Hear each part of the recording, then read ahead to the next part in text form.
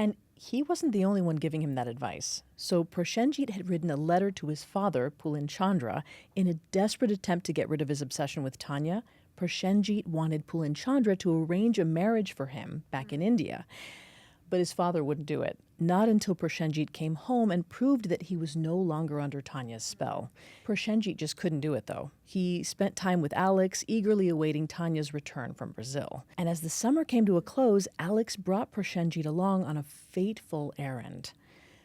Alex had started working the graveyard shift at a gas station, and he wanted to buy some pellets for his air gun in case he needed to protect himself. When they went to the gun store, Alex showed Prosenjit the handgun he wanted to purchase when he turned 21. The owner let Prosenjit hold it, and he seemed to feel a rush of power come over him. He wasn't allowed to buy a gun because he wasn't a U.S. citizen, but he could purchase an air gun like Alex's. Suddenly, a plan formed in Prosenjit's mind. He was going to find a way to get a real gun, but not to hurt Tanya. He was going to save her. So Prosenjit just needed someone to pretend like they were going to harm Tanya. Then he could rush in and use his gun to scare them off. After that, of course, Tanya would surely fall in love with him. Let's talk about what's happening here psychologically. Prosenjit isn't just fantasizing anymore. He's starting to actively script a scenario that would force his fantasy into a reality. And the logic, while wildly irrational, follows a very distorted emotional reasoning that's very common in obsessive fixations. Firstly, there's evidence of magical thinking because he believes that he can create a dramatic rescue situation and that he can influence events in a way that defies logic. And by that, I mean that it's not based on any real evidence about Tanya's emotions. It's based on his internal narrative that she just needs to see how much he loves her, and then she'll finally reciprocate those feelings. And magical thinking is commonly found in schizophrenia and obsessive compulsive disorder. And secondly, there is evidence of entitlement. We saw that when he gave her the sari, assuming that once she accepted it, that means she was going to marry him. And he didn't even tell her that's what it meant.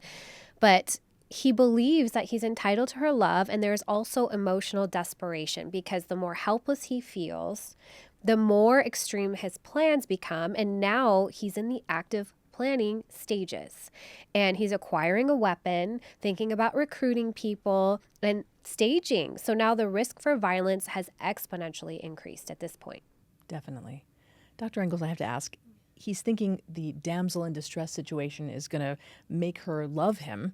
Is there some truth that people will feel some kind of connection to someone who saves them from a situation like that? That's a great question. And yes, actually, that appears to be his thinking here. And in some situations, people who experience a traumatic event together can develop emotional bonds afterward. It's related to something called misattribution of arousal. And that's where the heightened physiological state caused by fear or stress or a traumatic situation can get mistakenly associated with the person you're with at the time. We even see this in research studies. There's couples who have met during exciting or dangerous experiences. They report stronger initial attraction sometimes.